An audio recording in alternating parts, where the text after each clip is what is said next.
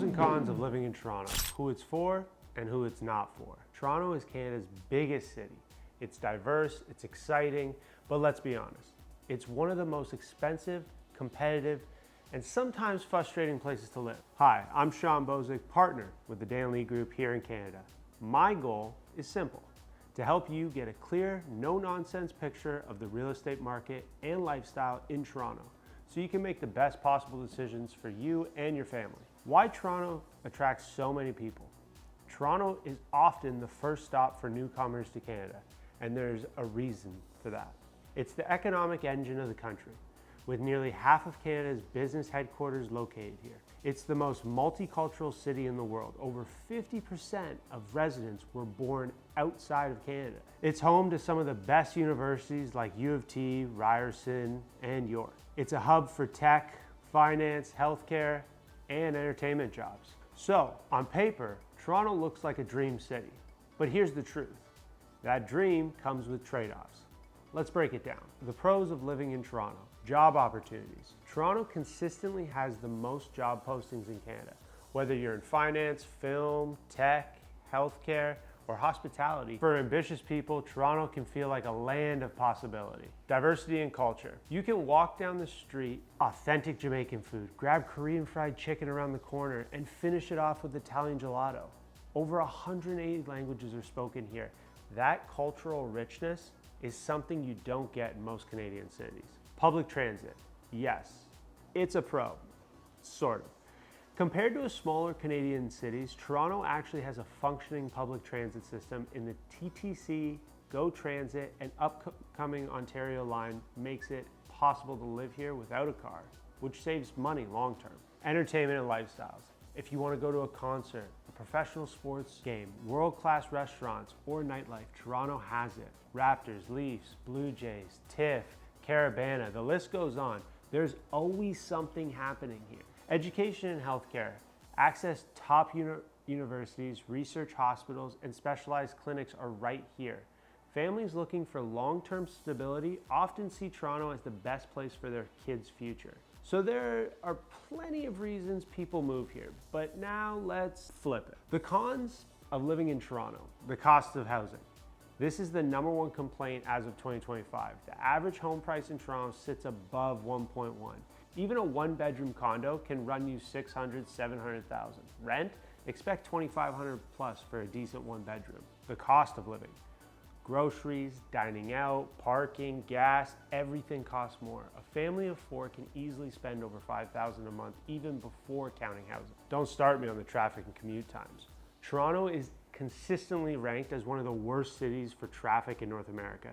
Average commute times, however, hover around 60 to 70 minutes a day if you live outside the city core.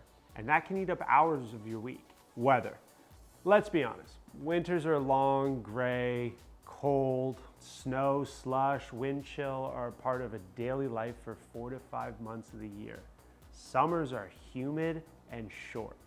If you're not into extreme seasons, this is a big adjustment. Competition and crowds.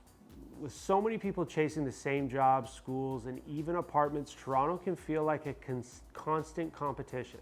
If you're someone who values space and peace, the sheer density can feel overwhelming. Who Toronto is for. So who actually thrives here? Young professionals. If you're career-driven, ambitious, and want access to the best opportunities, Toronto gives you the network and the energy you need. Newcomers to Canada, the diversity here makes it easier to settle in. You'll find communities, restaurants, cultural events from your background. Students, world-class universities, and co-op programs make Toronto a launch pad for careers. Entrepreneurs, access to capital, big markets, and talent pools are concentrated here. If you want opportunity, diversity, and a big city lifestyle, Toronto is a great fit. Who Toronto is not for? Now let's be real, Toronto isn't for everyone. Families on a tight budget with high housing and daycare costs, raising kids here is expensive. People who value space. If you dream of a big backyard, a 2-car garage, peace and quiet, Toronto will frustrate you. Remote workers. If your job doesn't tie you to the city, you'll probably get more lifestyle for less money in a smaller city. those who hate crowds and noise. Toronto is loud, busy, fast. If that stresses you out, you'll be happier somewhere else. Real life scenarios. Let's put this into perspective. A 27-year-old marketing grad making $70K in Toronto, they might rent a one-bedroom condo downtown, spend weekends networking, and love the nightlife. This is a perfect fit. A family with 2 kids, a combined income of $120,000. They're looking for a detached home in Toronto. That's almost impossible. They'd either move way outside the city or choose somewhere like Hamilton or Oshawa instead. A couple in their 50s nearing retirement.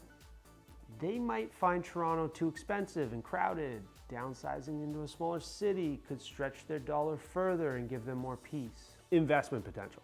From a real estate perspective, Toronto has been one of the strongest markets in Canada for decades. But here's the nuance. Long-term appreciation is strong, but entry prices are steep. Rent demand's high, but so are carrying costs. It's a safe market, but not always the best for cash flow investors. So, if you're investing for long-term equity and stability, Toronto makes sense. If you're after short-term cash flow, smaller markets may give you a better return. Here's the truth. Toronto is a city of trade-offs. You gain opportunity and diversity and energy, you lose affordability, space, and sometimes your sanity and traffic. Toronto is for the ambitious, the driven, the adventurous. It's not for people who crave affordability, space, or peace. If you want my full Toronto pros and cons breakdown sheet, including exact housing averages, cost of living comparisons, and top 5 family-friendly neighborhoods versus the top 5 neighborhoods for young professionals, comment Toronto down below and I'll send it to you for free. And don't forget to like, subscribe, and hit that bell because in next week's video, I'll be breaking down the top 5 cities in Ontario to move to if Toronto isn't right for you.